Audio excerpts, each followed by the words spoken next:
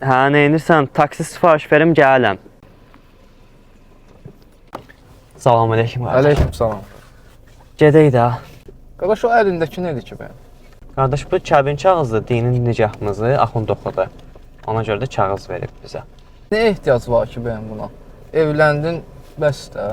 Əslində bu cür nədir ki, məsələn, biz niyə görə dövlət qeydiyyatında nicah eləyirik? Rəsmi bir şey göstərir də, ailənin ciddiyyətini göstərir. Bu da məsələnin dini tərəfidir.